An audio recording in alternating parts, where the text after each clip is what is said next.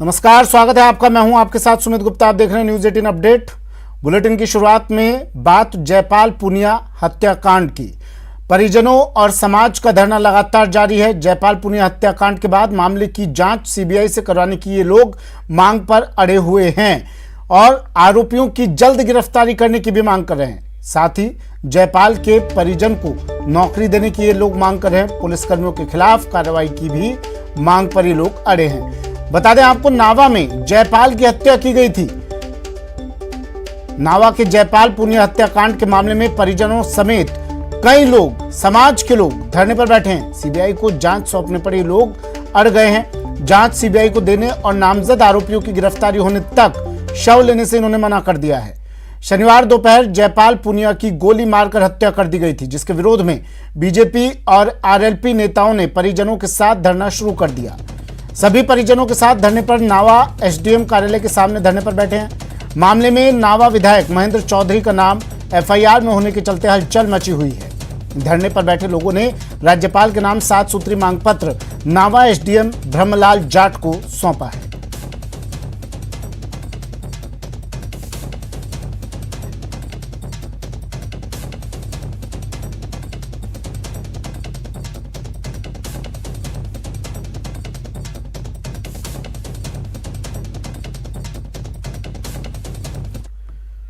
नावा के जयपाल पुनिया हत्याकांड के मामले में धरने के दूसरे दिन बीजेपी प्रदेशाध्यक्ष सतीश पूनिया नावा पहुंचे और धरने को संबोधित किया। बीजेपी प्रदेशाध्यक्ष ने प्रदेश सरकार को बिगड़ती कानून व्यवस्था को लेकर निशाने पर लिया और कहा कि प्रदेश में जनता सुरक्षित नहीं है। उसको रोटी नहीं मिली, उसकी असमत लूट ली।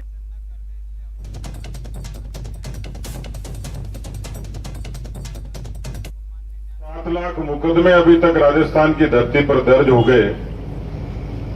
जब तक जमीन में गर्मी पैदा नहीं करोगे तब तक जयपाल और जयपाल जैसे बहुत लोगों को न्याय नहीं मिलेगा।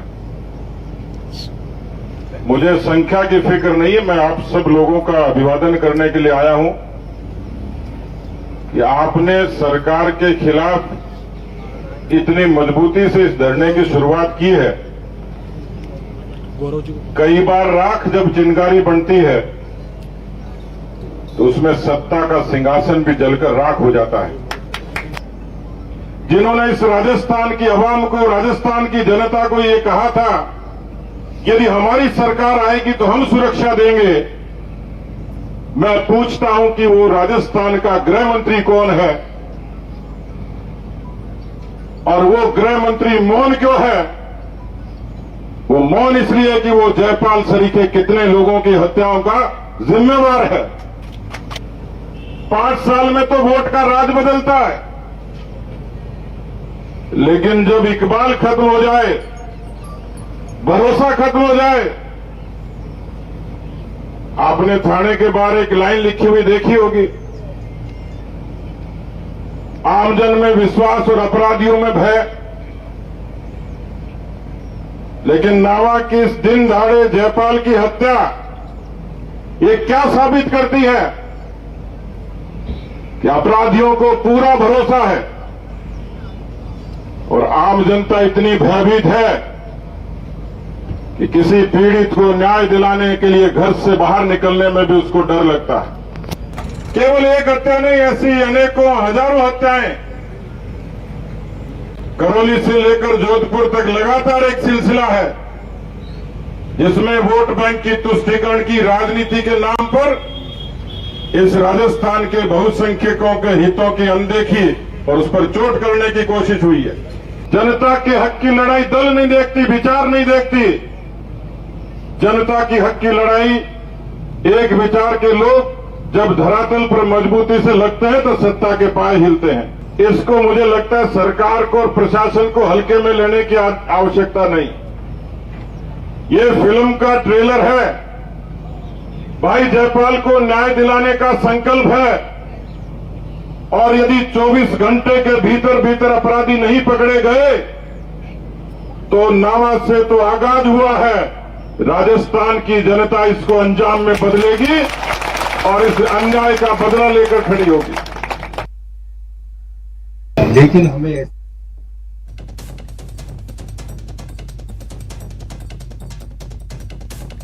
महेंद्र मेरे सहयोगी नागौर से फोनलाइन पर जुड़ गए हैं। महेंद्र, सतीश पूनिया भी पहुंचे और तमाम बड़े चेहरों का विभिन्न पार्टियों से यहां पर पहुंचने का सिलसिला जारी है।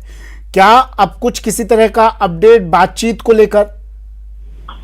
देखिए सुमित, बीजेपी के नेता धरने पर बैठे हैं और अभी धरने को सतीश पूनिया ने कुछ ही देर पहले संबोधित किया था सरकार पर। उन्होंने आरोप लगाए कई तरह के। अभी फिलहाल जो बीजेपी के नेता है वो धरने पर बैठे हैं और प्रशासन भी ये प्रयास कर रहा है कि बातचीत के जरिए कोई ना कोई हल निकले। सबसे बड़ी बात यह है कि इसमें जो मांगे रखी गई है वो सीबीआई जांच की मांग रखी है, साथ ही जो नामजद आरोपी है इन सभी की गिरफ्तारी की मांग रखी गई है। इसमें देखने वाली सबसे महत्वपूर्ण बात यह है कि जो नामजद आरोपी है उनमें सबसे बड़ा नाम उप मुख्य सचेतक महेंद्र चौधरी का है। उसके बाद उनके भाई मोती सिंह और फिर साले मनोज चौधरी और जो गुड़ा साल्ट के सरपंच है वीरेंद्र, ये लोग नामजद है। पुलिस अपनी जांच पड़ताल भी आगे बढ़ा रही है कि जो एफआईआर में जो नाम दर्ज है क्या वाकई में इन लोगों की इस पूरे प्रकरण में भूमिका है या नहीं है। पुलिस अनुसंधान कर रही है और दूसरी ओर परिजनों से वार्ता भी, जो स्थानीय कुचामन के एडिशनल एसपी, डीडवाना के एडिशनल एसपी, ये जो अधिकारी है वो बातचीत कर रहे हैं और प्रयास ये किया जा रहा है कि सहमति बने, लेकिन फिलहाल कोई सहमति नहीं बनी है। पुलिस का अनुसंधान भी अपनी जगह चल रहा है और बातचीत भी चल रही है। साथ बीजेपी के जो तमाम नेता है वो धरने पर आए, उन्होंने संबोधित किया। और अब कुछ ही देर में जो नागौर सांसद हनुमान बेनीवाल है वो भी आज फिर धरने को संबोधित करेंगे। सांसद हनुमान बेनीवाल नागौर से नवा के लिए काफी समय पहले निकल चुके थे, थोड़ी देर बाद वो धरने पर पहुंचकर धरने को आज भी संबोधित करेंगे। कुल मिलाकर बीजेपी और आरएलपी दोनों पार्टियों ने इस मामले में पूरा मोर्चा खोल रखा है। उप मुख्य सचेतक महेंद्र चौधरी को पूरी तरह से एक कह सकते हैं कि घेर लिया एक तरह से इस पूरे मामले में, और फिलहाल जो धरने प्रदर्शन का दौर है वो जारी है। जी शुक्रिया महेंद्र तमाम जानकारी के लिए। तो धरने प्रदर्शन का दौर जारी है। सतीश पूनिया यहाँ पर मौजूद हैं, प्रदर्शन में शामिल हुए हैं और जमकर कानून व्यवस्था को लेकर सरकार को आड़े हाथों लिया। अब बता रहे हैं महेंद्र मेरे सहयोगी हनुमान बेनीवाल भी यहाँ पहुँचे थे, अब दोबारा वो यहाँ पर आएंगे और यहाँ मौजूद लोगों का इस धरने में समर्थन करेंगे।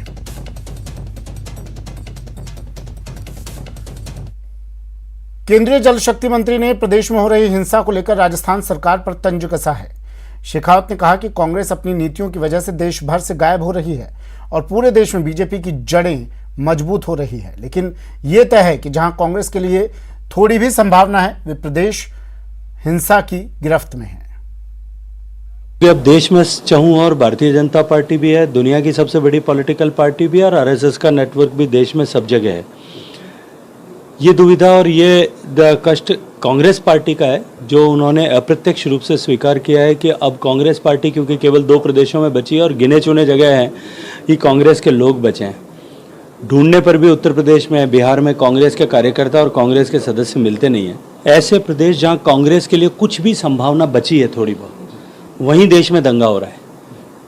और साथ ही साथ में ऐसे प्रदेश जहां कांग्रेस पार्टी से एक मज़हब विशेष का मतदाता खिसक गया, वहां कांग्रेस पार्टी स्क्वायर ज़ीरो हो गई है। उत्तर प्रदेश, बिहार, वेस्ट बंगाल, ऐसी पूरी सीरीज़ आप देख सकते हो। जहां मुस्लिम मतदाता ने कांग्रेस को छोड़ दिया, वहां कांग्रेस का अस्तित्व समाप्त हो गया, वजूद समाप्त हो गया।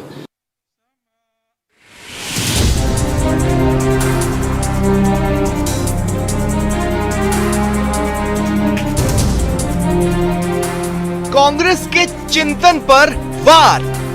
ये जो है अंध परिवार भक्ति कांग्रेस को इस तरह से लेकर के डूबी है और उसको डुबाने का और अधिक गहराई में डुबाने का काम गहलोत साहब कर रहे हैं।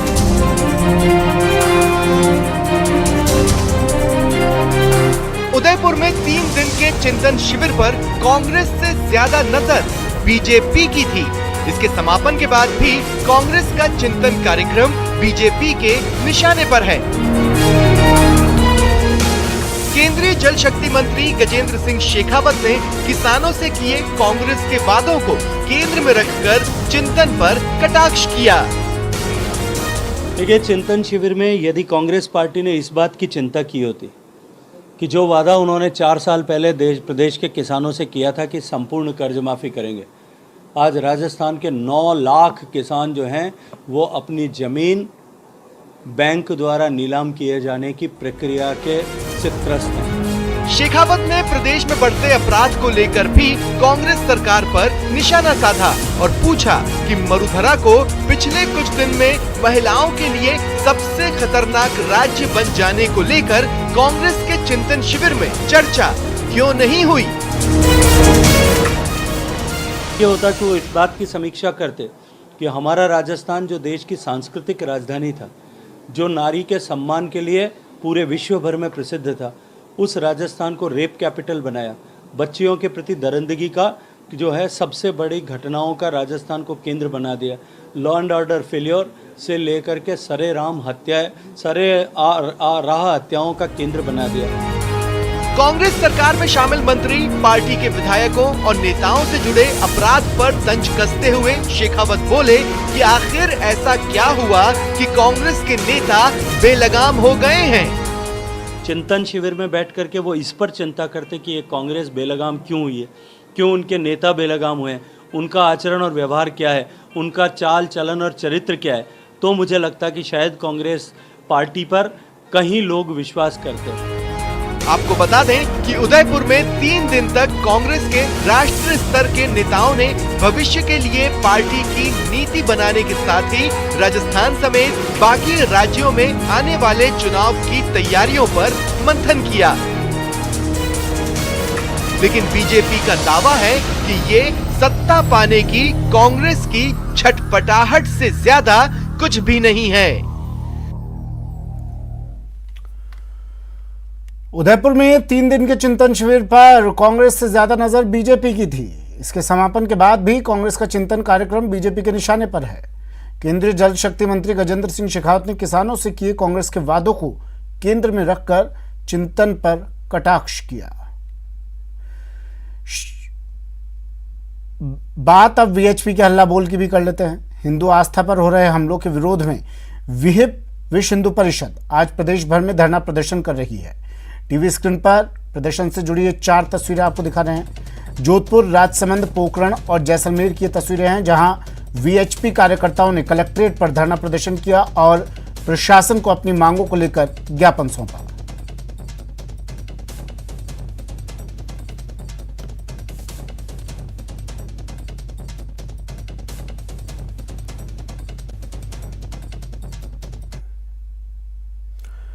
दो और 3 मई को जोधपुर में हुए उपद्रव के विरोध के बाद पुलिस की कार्यप्रणाली को लेकर आज जोधपुर कलेक्टर कार्यालय के बाहर विश्व हिंदू परिषद और बजरंग दल के संयुक्त तत्वावधान में धरना दिया गया। इस मौके पर केंद्रीय जल शक्ति मंत्री गजेंद्र सिंह शेखावत भी धरने पर बैठ गए। इस मौके पर विश्व हिंदू परिषद के पदाधिकारी महेंद्र सिंह राजपुरोहित ने आरोप लगाया कि जब उपद्रव हुआ तो हिंदू समाज के लोग जिनके घर पर हमला हुआ वे आत्मरक्षा के लिए घरों से बाहर आकर उपद्रवियों का सामना कर रहे थे। उनके खिलाफ दंगा भड़काने, हत्या का प्रयास जैसे मुकदमे दर्ज कर उन्हें प्रताड़ित किया जा रहा है। विश्व हिंदू परिषद और बजरंग दल दोनों ही संगठन ने पुलिस की इस कार्यप्रणाली का विरोध कर रहे हैं। ज्ञापन सौंपकर एनआईए से जांच करवाने की मांग की। कलेक्ट्रेट कार्यालय के बाहर प्रदर्शन के बाद कलेक्टर हिमांशु गुप्ता को राज्यपाल के नाम ज्ञापन सौंपकर लगातार हो रहे धार्मिक हमले और पुलिस की कार्रवाई का विरोध करते हुए इस तरह की घटनाओं की जांच एनआईए से करवाने की मांग भी की है। अलवर में 300 वर्ष पुरानी पूरे प्रदेश में लगातार अलग अलग शहरों में तथाकथित जो सेक्युलर का राग अलापते हैं उनके द्वारा और सरकार की जो तुष्टीकरण की नीति है उनके द्वारा जगह जगह हिंदू मार खा रहा है, बहन बेटी पर अत्याचार हो रहा है, संत मठ मंदिर गाय माता सुरक्षित नहीं है और हमारे विश्व हिंदू परिषद के अध्यक्ष को एक घात लगाकर उन पर हमला किया गया और प्राणघातक हमला हुआ। उसको लेकर पूरे प्रदेश में अराजकता का माहौल है। जैसलमेर सहित राजस्थान भर में विश्व हिंदू परिषद द्वारा आज जिला मुख्यालयों पर धरना प्रदर्शन कर ज्ञापन सौंपा गया। विश्व हिंदू परिषद के सदस्यों का कहना है कि हिंदू आस्था पर हो रहे हमले को देखते हुए आज विरोध प्रदर्शन किया गया है। राजस्थान में हिंदू नववर्ष से लेकर अब तक सांप्रदायिक घटनाएं हो रही हैं और इन घटनाओं के दौरान राज्य में उपस्थित कांग्रेस सरकार पर हिंदुओं के साथ भेदभाव का आरोप लग रहा है। विश्व हिंदू परिषद के कार्यकर्ताओं का कहना है कि क्रमबद्ध और सुनियोजित तरीके से विभिन्न जिलों में मुस्लिम समुदाय लोगों द्वारा बहन बेटियों और हिंदू संगठनों के कार्यकर्ताओं पर जानलेवा हमले किए जा रहे हैं।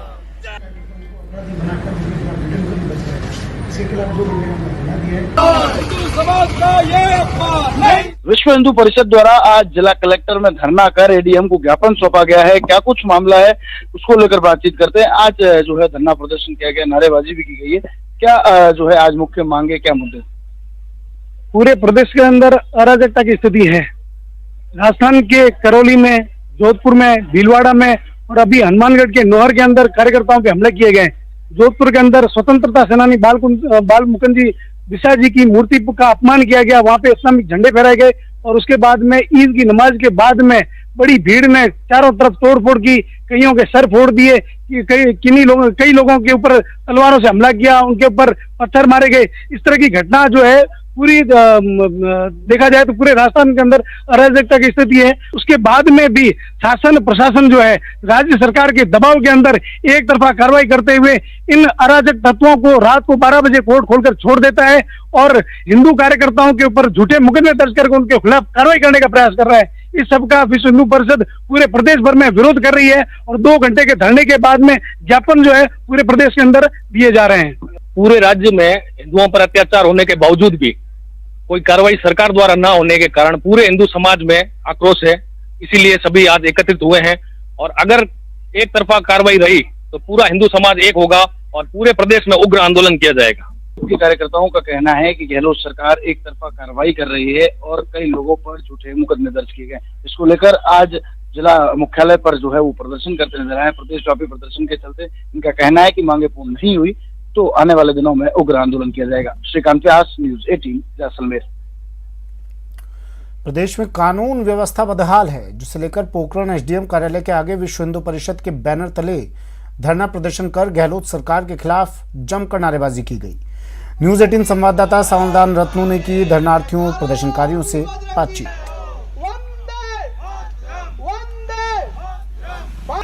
प्रदेश में कानून व्यवस्था बदहाल है, इसको लेकर वीएचसी ने मोर्चा खोल दिया और पोखरण उपखंड कार्यालय के आगे धरना प्रदर्शन किया जा रहा है और अशोक गहलोत सरकार के खिलाफ जमकर नारेबाजी। आपको दृश्य दिखाएंगे। ये लोग बीएचपी के कार्यकर्ता और पदाधिकारी लोग यहाँ मौजूद हैं। यहाँ विश्व हिंदू परिषद के बजरंग दल, मार्ग शक्ति और दुर्गा वाहिनी पोखरण प्रखंड के बैनर तले राजस्थान में हिंदुओं पर हो रहे हमले व सिलसिले दंगे व विरोध के प्रदर्शन के लिए विरोध प्रदर्शन किया जा रहा है। यहाँ पोखरण विधानसभा क्षेत्र के कई लोग यहाँ पहुंचे, इनसे बात करते हैं। यहाँ पदाधिकारी भी मौजूद हैं, यहाँ कार्यकर्ता भी मौजूद हैं। सर, क्या मांगे आपकी? क्या स्थिति? हमारी राजस्थान सरकार से मांगे कि जो ये सिलसिलेवार दंगे हो रहे हैं उनकी एएनआई से जांच करवाई जाए और जो उसमें पीएफआई का भी हाथ नजर आ रहा है, जो केरल का प्रतिबंधित संगठन है उसका भी हाथ आ सकता है, तो उसकी एएनआई से जांच करवाई जाए और दोषियों के विरुद्ध कार्रवाई की जाए। हमारे साथ और मौजूद है शिव जी गहलोत। शिव जी, क्या कहोगे आप? ये एक बिंदु एक के बाद एक हो रहे हैं। जैसे पहले जोधपुर में हुआ, जोधपुर में शाम के वक्त हुआ, हमारे जो मूर्ति लगी हुई थी, जो उस मूर्ति के ऊपर टैप लगाकर और इस्लामिक झंडा लगाया और उसके बाद में सुबह जैसे ही अजान के बाद में पत्थर लाठे प्रशासन पर, पत्रकारों को पीटा गया और पुलिस वालों को भी पीटा गया और अलवर में भी हुआ, केरल में भी हुआ और अभी हनुमानगढ़ में हुआ। जो कि हमारे विश्व हिंदू परिषद के कार्यकर्ता थे, वो माताएं बहनें मंदिर दर्शन करने जाती थी, उनको रोकने पर उन पर हमला हुआ और उल्टा प्रशासन ने हमारे विश्व हिंदू परिषद के कार्यकर्ता को गिरफ्तार किया गया। और हमारे हिंदू समाज जितने भी जो अपनी आवाज उठा रहे हैं उन पर ये प्रशासन ऐसा कर रही है जैसे इन्होंने दोष किया है, जैसे अत्याचार कर रही है हिंदू समाज पर और बिंदु टू बिंदु ये हिंदुओं पर अत्याचार हो रहा है। और हम अशोक गहलोत जी से कहना चाहते हैं, आप तो हिंदू हो, सोनिया राहुल जी तो हिंदू नहीं है और आप तो हिंदू हो। आपका शासन काले अक्षरों पर लिखा जाएगा कि आप हिंदू होते हुए पर हिंदू समाज पर इतना अत्याचार, इतना तुष्टिकरण आप कर रहे हो और अपने एक विशेष वर्ग के समुदायों को अपना आप संरक्षण दे रहे हो, ये आपके न्याय प्रणाली में नहीं है। धरना प्रदर्शनकारियों ने अशोक गहलोत सरकार पर जमकर प्रहार करते हुए जमकर नारेबाजी की और जल्द से जल्द कानून बाधित कर रहे लोगों के खिलाफ कठोर कार्रवाई करने की मांग की है। कैमरामैन अमित वैष्णव के साथ सावलदान रत्नू, न्यूज 18 राजस्थान, पोखरण। डूंगरपुर के बिछवाड़ा थाने में दर्ज हुई एफआईआर के सिलसिले में पत्रकार अमन चोपड़ा आज डूंगरपुर जिले के बिछवाड़ा थाना पहुंचे। जोधपुर हाईकोर्ट के निर्देश पर अमन चोपड़ा आज ठीक 11 बजे बिछवाड़ा थाने पर पहुंचे और जांच अधिकारी के सामने पेश हुए। बिछवाड़ा थाने के थानेदार कक्ष में जांच अधिकारी दिलीपदान चारण ने अमन चोपड़ा से अकेले में पूछताछ कर रहे हैं। वहीं वकीलों की टीम भी थाने पर मौजूद है।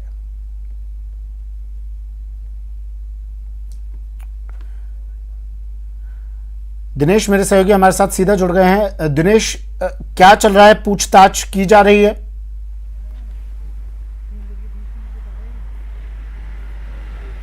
बिल्कुल सुमित, देखिए तकरीबन 4.25 घंटे से लगातार पूछताछ जारी है और नॉन स्टॉप ये पूछताछ चल रही है। किसी तरह की परमिशन नहीं है उन्हें बाहर आने की। दोनों जो अमन चोपड़ा और इन्वेस्टिगेटिव ऑफिसर जो हैं वो दोनों अंदर मौजूद हैं। इसके साथ ही उनके रीडर वगैरह जो हैं वो अंदर हैं। ये बताया जा रहा है कि तकरीबन 150 सवाल सूची में हैं जो पूछे जाएंगे अमन चोपड़ा से और एक लंबी फहरिस्त है सवालों की। अमन चोपड़ा को निर्देश थे हाईकोर्ट के कि वो जाएं, जांच में सहयोग करें और ये कहा गया था हाईकोर्ट की ओर से कि सुबह 11 बजे से लेकर शाम 5 बजे तक पूछताछ की जा सकती है। तो जांच में सहयोग करते हुए अमन चोपड़ा तय समय से 5 मिनट पहले जो है यहाँ पर पहुँच गए थे बिछवाड़ा थाने पर और यहाँ पर उसके बाद से लगातार पूछताछ उनसे की जा रही है। लाइव टीवी शो में टिप्पणी का ये मामला है और 3 जगह एफआईआर दर्ज हुई थी। आपको पता है कि बूंदी और अलवर में जो एफआईआर हुई थी, क्योंकि वो सेकेंडरी एफआईआर थी, तो जयपुर हाईकोर्ट ने पहले ही उसमें राहत दे दी थी, गिरफ्तारी पर रोक लगा दी थी। और उसके बाद जो डूंगरपुर का मामला था, ब्लॉक कांग्रेस अध्यक्ष की ओर से यहाँ पर एफआईआर दर्ज करवाई गई थी, उसमें भी जोधपुर हाईकोर्ट ने ये कहा था कि किसी भी एफआईआर में, इस मामले में कोई भी एफआईआर अगर है, चाहे वो स्टैंडिंग है या फिर आगामी दिनों में अगर कोई एफआईआर होती है, तो सभी मामलों में गिरफ्तारी पर रोक रहेगी। लेकिन क्योंकि सरकारी पक्ष की ओर से कहा गया था कि पुलिस पूछताछ इस मामले में करना चाहती है, कुछ सवाल हैं जिनके जवाब पुलिस चाहती है, तो पूछताछ की जो है इजाज़त कम से कम देनी चाहिए। उसके बाद हाईकोर्ट ने इजाज़त दी थी पूछताछ के लिए और आज का दिन जो है वो तय किया था। तो आज तय समय पर और तय दिन पर अमन चोपड़ा पहुंचे हैं यहाँ पर और पूछताछ लगातार जारी है। सहयोगी जयेश भी हमारे साथ हैं, उनसे हम बात करते हैं। जयेश, बताया जा रहा है तकरीबन 150 सवालों की सूची है। जी बिल्कुल, करीब 150 सवालों की सूची जो है जांच अधिकारी लेकर बैठे हैं और 11 बजे से लगातार पूछताछ जारी है। करीब 4 घंटे से ज़्यादा का समय हो चुका है और अमन चोपड़ा को, जैसा कि हम देख रहे हैं कि उनको अभी तक लंच ब्रेक भी नहीं दिया गया है, नॉन स्टॉप पूछताछ जारी है। इससे देख के लगता है कि मतलब पुलिस काफ़ी मतलब हैरेसमेंट के मूड में है, ऐसा महसूस होता है, क्योंकि लंच ब्रेक भी नहीं देना एक मानवीय पहलू कहा जाता है कि खाना तो आदमी को खिलाया जाता है, लेकिन इस तरीके की जो बात आ रही है तो पुलिस का इसमें जो दूसरा चेहरा है वो उजागर होता है। बिल्कुल, देखिए जयेश ने कहा कि बात क्योंकि पहुंचाई गई थी कि कम से कम जो है उन्हें लंच करने की इजाज़त दी जानी चाहिए, लेकिन बावजूद इसके लंच की भी जो है वो इजाज़त यहाँ पर नहीं दी गई पुलिस की ओर से और लगातार जो है नॉन स्टॉप उनसे पूछताछ की जा रही है। तो कहीं ना कहीं देखिए सवाल तो कहीं ना कहीं खड़े होते ही हैं कि इंटेंशन एक सामने आता है इस तरह का कि संभवतः जो है वो पुलिस की मंशा कुछ और हो और ये भी जो है वो इस तरह का माना जा रहा है कि संभवतः जो है वो ऊपर से कुछ इस तरह के जो है वो आदेश हों कि क्योंकि 5 बजे तक का समय जो है वो दिया गया है, 5 बजे से पहले जो है वो उन्हें फ्री करना होगा अमन चोपड़ा को यहाँ से। लेकिन पूछताछ, क्योंकि सवालों की सूची जिस तरह से लंबी है, 150 आदेश चाहे कहीं से भी मिले हो दिनेश, लेकिन तो सबसे बड़ा आदेश तो कोर्ट का है। 6 घंटे से ज्यादा आप पूछताछ नहीं कर सकते हैं, गिरफ्तारी आप कर नहीं सकते हैं। अब कोर्ट से ऊपर तो आदेश मिल नहीं सकता ना किसी का। अब बिल्कुल देखिए उस समय का इंतजार हमें करना होगा। बिल्कुल देखिए उस समय का इंतजार हमें करना होगा, लेकिन ये जब बात पहुंचाई गई कि कम से कम लंच का समय जो है उन्हें दिया जाना चाहिए, तो कोई अच्छा रिस्पांस जो है पुलिस की ओर से नहीं आया। ये कहा गया यहाँ पर कि ये जो है हाईकोर्ट को मेंशन करना चाहिए ताकि लंच ब्रेक जो है इसमें होगा, जो पूछताछ का समय दिया गया है 11 बजे से लेकर 5 बजे तक का। लेकिन ठीक है, ये मानवीय पहलू था। हाईकोर्ट ने भी सोचा होगा छोटी छोटी बातों के लिए क्या मेंशन करें, उन्हें नहीं पता होगा कि राजस्थान पुलिस इस तरह का व्यवहार करेगी, नहीं तो शायद मेंशन किया जाता। शुक्रिया दिनेश तमाम जानकारी के लिए। दिनेश मेरे सहयोगी हमारे साथ जुड़े अमन चोपड़ा से, पत्रकार अमन चोपड़ा से पूछताछ की जा रही है पिछले 5 घंटों से। और एक पहलू ये भी निकल कर आया है कि अब तक लंच ब्रेक तक पत्रकार अमन चोपड़ा को दिया नहीं गया है राजस्थान पुलिस ने। अलवर शहर में पानी की समस्या को लेकर वार्ड नंबर 56 के पार्षद हेतराम यादव और स्थानीय लोग ट्रांसपोर्ट नगर में पानी की टंकी पर चढ़ गए। इस दौरान लोगों ने वार्ड में पानी नहीं आने को लेकर टंकी पर चढ़कर अपनी नाराजगी जताई। इस दौरान टंकी पर चढ़े एक शख्स की तबीयत बिगड़ गई, जिसे तुरंत डॉक्टर बुलाकर मौके पर ड्रिप लगाकर इलाज शुरू किया गया। शहर में पानी की समस्या की आपूर्ति नहीं होने से लोगों में आक्रोश पनप रहा है। लोगों के पानी की टंकी पर चढ़ने की सूचना पर मौके पर पहुंचे जलदाय विभाग के अधिकारियों और पुलिस कर्मियों ने लोगों से नीचे उतरने के लिए समझाइश की। पिछले 20 दिनों से पानी 2 बट्टा में नहीं आ रहा था। उस समस्या को लेकर मैंने जलदाय विभाग के अधिकारियों को अवगत करा दिया था। मौके पर अधिकारी 2 बार विजिट भी कर गए थे, 1 बट्टा की 2 बट्टा की दोनों की, और वो समस्या यथास्थिति है, अभी तक सॉल्व नहीं हुई। तो उस समस्या को, पानी की समस्या को लेकर हम यहाँ बैठे हैं। सर सुबह से बैठे हैं यहाँ पर, पानी की समस्या, हमारे पानी नहीं आ रहा। पिछले 20 दिन हो गए, पानी की बहुत तगड़ी समस्या चल रही है। पहले थोड़ा बहुत बस बाल्टी भर भी पानी नहीं आता था, अब बिल्कुल नहीं आ रहा था। 1 हफ्ता हो गया बस ये गड्ढे खोदे जा रहे हैं, लाइन पूरी चौक पड़ी है, लाइन बंद नहीं हो रही, और इनलीगल कनेक्शन इतने हैं कि पानी जो आता है वो वहाँ चला जाता है सीधा। तो उस पर कोई रोक नहीं लगा रहे, कोई सरकार सुनती नहीं है। हम काफ़ी बार कह भी चुके हैं, लेकिन अभी भी यही चल रहा है, बस ये गड्ढे खोद रहे हैं, चौकिंग निकालते रहते हैं, आगे से लाइनें बंद हुई हैं। कोटा के मंडाना सीएचसी में ड्यूटी डॉक्टर की लापरवाही से एक 6 साल की मासूम की मौत के आरोप के बाद पूरे चिकित्सा महकमे में हड़कंप मचा हुआ है। अस्पताल पहुंचने के बजाय रात को ड्यूटी डॉक्टर ने फोन पर ही स्टाफ को बच्ची के इलाज की जानकारी दे दी और बच्ची की तबीयत बिगड़ती गई। हालत गंभीर होने के बाद बच्ची को कोटा के निजी अस्पताल ले जाया गया, लेकिन बच्ची ने दम तोड़ दिया। पुलिस कांस्टेबल की बच्ची की मौत से लोगों में अस्पताल प्रशासन के खिलाफ आक्रोश है। मामले की गंभीरता को देखते हुए सीएमएचओ द्वारा गठित टीम मंडाना सीएचसी पहुंची। 3 सदस्यों की टीम ने डॉक्टर्स, परिजनों के बयान दर्ज किए।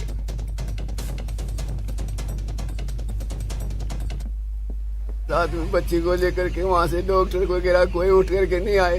बिना पर्ची के 3 गोली दे दी, उसमें से आधी गोली बच्ची को खिलाने के लिए बोला कि सुबह फिर 10 बजे दिखाना, और इसके अलावा कुछ नहीं कहा।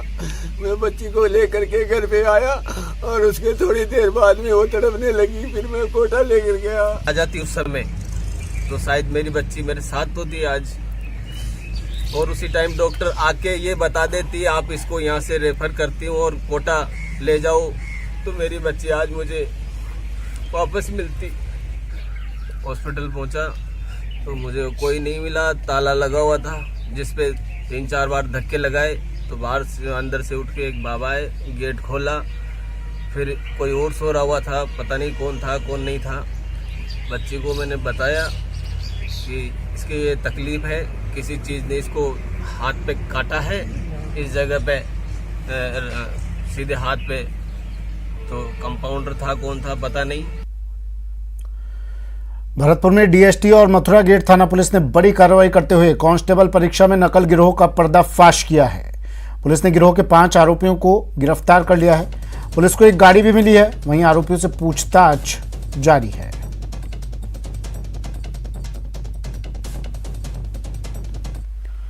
बाड़मेर के धोरीमन्ना थाना क्षेत्र में देर रात अज्ञात बदमाशों ने बंद घर के ताले तोड़कर नकदी और सोने चांदी के गहने लेकर फरार हो गए।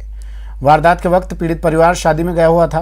फिलहाल पीड़ित परिवार ने धोरीमन्ना थाना पुलिस को इत्तला दी है, जिसके बाद धोरीमन्ना थाना पुलिस मौके पर पहुंची और घटनास्थल का जायजा लिया। जानकारी के मुताबिक पीड़ित परिवार पड़ोस में सामाजिक कार्यक्रम में भाग लेने गया हुआ था। वापस जब देर रात 2 बजे परिवार के सदस्य घर आए तो ताले टूटे हुए मिले। जब अंदर जाकर देखा तो 8 तोला सोने के गहने और 2000 रुपये नकदी गायब मिली। फिलहाल धोरीमन्ना थाना पुलिस पूरे मामले की जांच पड़ताल करने में जुट गई है।